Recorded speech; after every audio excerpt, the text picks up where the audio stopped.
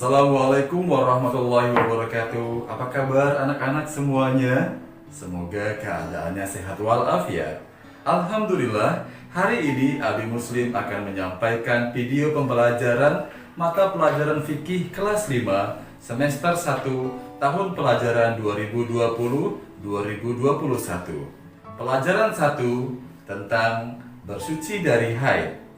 Mari kita sama-sama menyaksikan video pembelajaran berikut ini.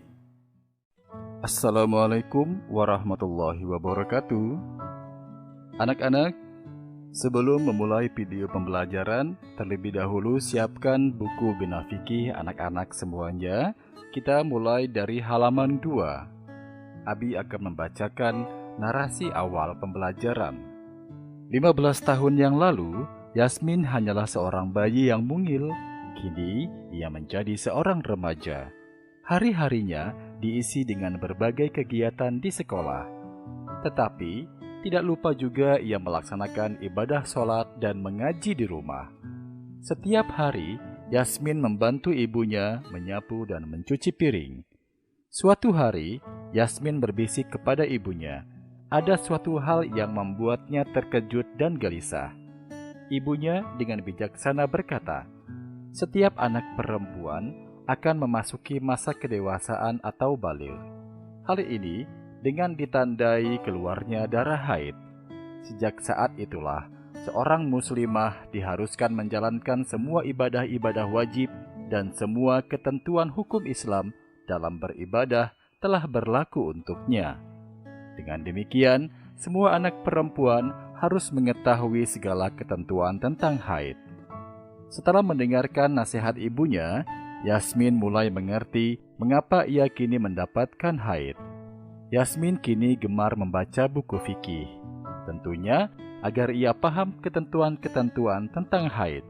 Nah, kamu sebagai seorang muslim dan muslimah, jangan malu untuk bertanya kepada mama dan papa di rumah, atau kepada abi dan umi di sekolah, atau membaca buku fikih, seperti yang dilakukan Yasmin. Sekarang, kamu ikuti pembahasan berikut dengan baik. A. Pengertian haid.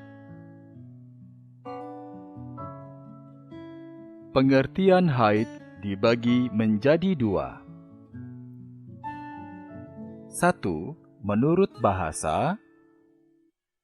2. Menurut istilah syara atau hukum Islam.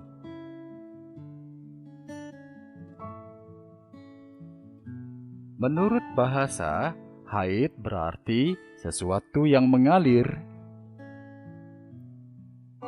Sementara menurut istilah syara atau hukum Islam, haid adalah darah yang keluar dari rahim perempuan yang sudah baligh dalam keadaan sehat.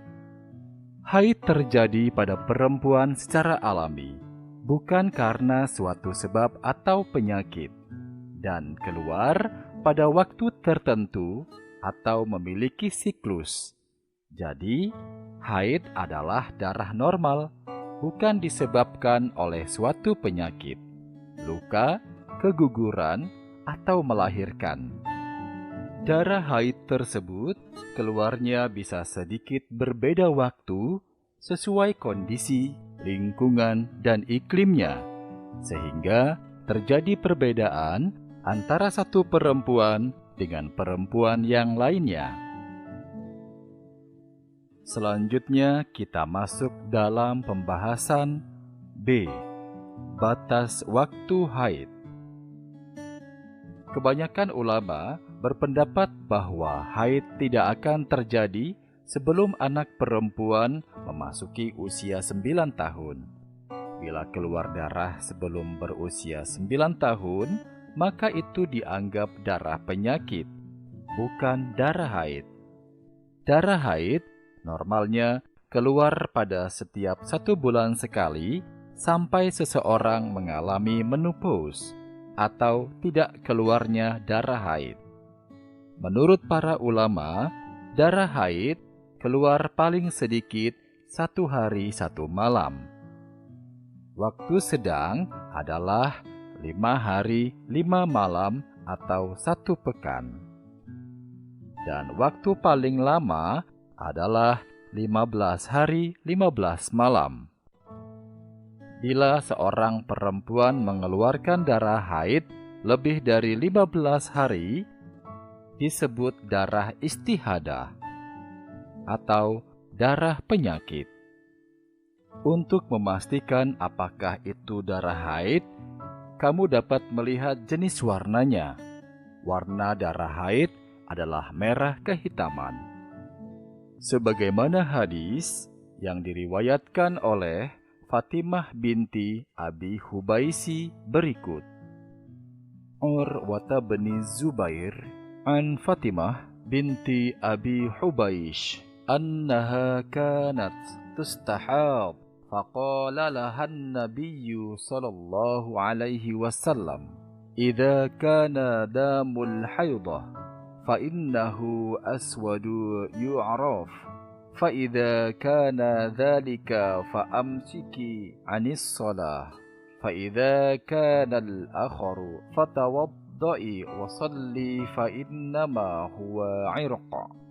Artinya, Urwah bin Zubair berkata, Fatimah binti Abi Hubaisi bercerita, kalau dia mengeluarkan darah penyakit istihadah, Nabi Muhammad SAW bersabda kepadanya, kalau itu darah haid, warnanya merah kehitaman.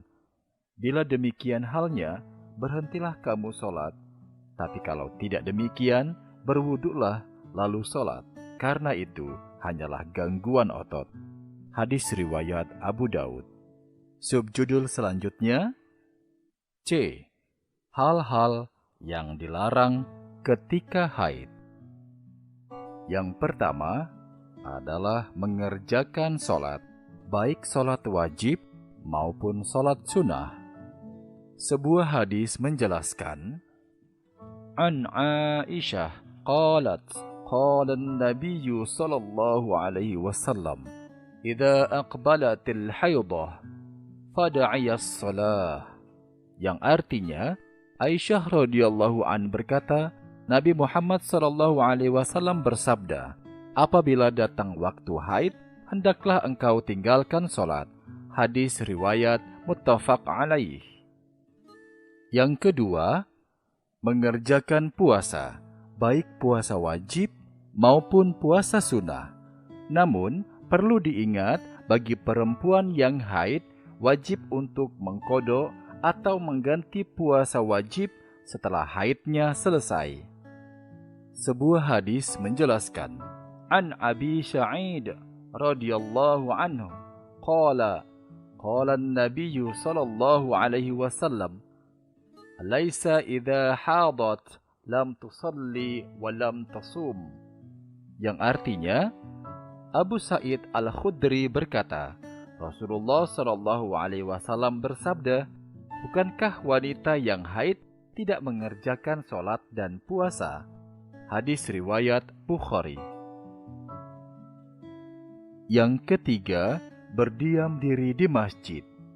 Namun, bila hanya melintas, masih diperbolehkan, asal tidak akan mengotori masjid. Sebuah hadis menjelaskan, An Aisyah radhiyallahu anha taqulu, faqala Rasulullah sallallahu alaihi wasallam, fa inni la uhillul masjida lihaidi wala junub. Yang artinya, Aisyah radhiyallahu an berkata, Rasulullah sallallahu alaihi wasallam bersabda, sesungguhnya saya tidak menghalalkan masjid bagi orang-orang yang sedang haid dan orang-orang yang sedang junub. Hadis riwayat Abu Daud. Yang keempat, tidak diperkenankan membawa dan membaca Al-Quran.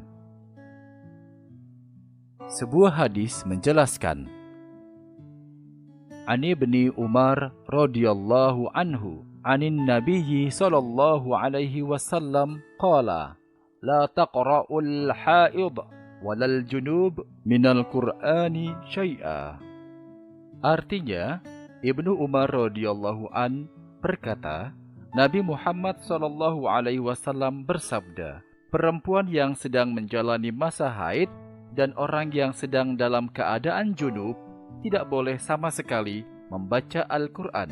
Hadis riwayat Tirmizi. Yang kelima, melakukan tawaf atau keliling Ka'bah, baik tawaf wajib maupun tawaf sunnah. Sebuah hadis menjelaskan, An Aisyah qalat, qala Rasulullah sallallahu alaihi wasallam, faf'ali ma yaf'alul hajj ghaira alla tatufi bil baiti hatta tathuri. Yang artinya, Aisyah radhiyallahu an berkata, Nabi Muhammad sallallahu alaihi wasallam bersabda, kerjakanlah sebagaimana orang yang menjalankan ibadah haji, kecuali mengerjakan tawaf di Ka'bah, sehingga kamu benar-benar dalam keadaan suci. Hadis riwayat muttafaq alaih. Subjudul selanjutnya, D. Hukum mandi wajib atau janabah setelah haid. Mandi wajib atau janabah atau bersuci setelah haid, hukumnya adalah wajib. Agar dapat melaksanakan ibadah-ibadah yang wajib maupun yang sunnah setelah haid. Mandi juga dapat menyegarkan dan menyehatkan badan serta membersihkan kotoran-kotoran yang menempel di tubuh kita. Hal ini sebagaimana dijelaskan dalam sebuah hadis Rasulullah sallallahu alaihi wasallam. An Aisyah anna Fatimah binta Abi Hubaish kanat tastahad فسألت النبي صلى الله عليه وسلم فقال ذلك عرق وليست بالحيضة فإذا أقبلت الحيضة فدعي الصلاة وإذا أدبرت فاغتسلي وصلي. Artinya, Aisyah radhiyallahu an berkata bahwa Fatimah binti Hubaisy merasa mengalami istihadah, kemudian bertanya kepada Nabi Muhammad SAW. Nabi menjawab, itu merupakan air keringat, bukan darah haid atau istihadah. Apabila datang haid, hendaklah engkau tidak mengerjakan sholat, dan apabila selesai masa haid, hendaklah engkau mandi dan sholat. Selanjutnya, subjudul yang terakhir pada pelajaran 1 ini, E. Tata cara mandi wajib atau janabah setelah haid. Mandi setelah haid sama dengan mandi wajib lainnya, yaitu dengan membaca niat dan meratakan air dari kepala kemudian ke seluruh tubuh. Lebih baik lagi bila kita menggunakan wangi-wangian seperti sabun dan sampo. Rukun mandi wajib setelah haid ada 2, yaitu pertama, niat, kedua, meratakan air dari kepala ke seluruh anggota tubuh. Sebelum kamu melakukan mandi, terlebih dahulu membaca niat sebagai berikut. Nawaitu ghuslal jinabati birafa'il hadatsil akbari an jami'il badani atau an haidi farada lillahi ta'ala. Artinya, aku berniat mandi untuk menghilangkan hadas besar dari badanku atau dari haid wajib karena Allah Ta'ala. Setelah membaca niat, siramlah tubuh dengan air suci dan mensucikan. Dari kepala disertai niat dalam hati. Ratakanlah air ke seluruh anggota tubuh hingga bersih. Hal ini dapat dilakukan sekurang-kurangnya 3 kali. Sunnah-sunnah mandi wajib atau janabah ada 5, yaitu 1. Membaca basmalah untuk mengawali mandi. 2. Berwudu sebelum mandi. 3. Menggosok-gosok seluruh tubuh dengan telapak tangan. 4. Mendahulukan anggota tubuh bagian kanan. 5. Dilakukan berulang sebanyak 3 kali.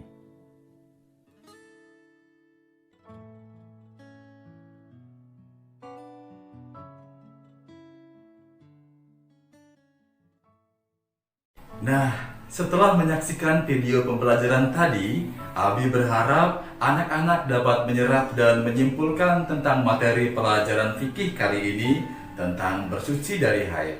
Tetap semangat untuk belajar di rumah dan jangan lupa untuk melakukan ibadah sholat 5 waktu dan ibadah lainnya. Jaga kebersihan dan kesehatan. Sekian untuk pembelajaran kali ini. Akhir kata, wassalamualaikum warahmatullahi wabarakatuh.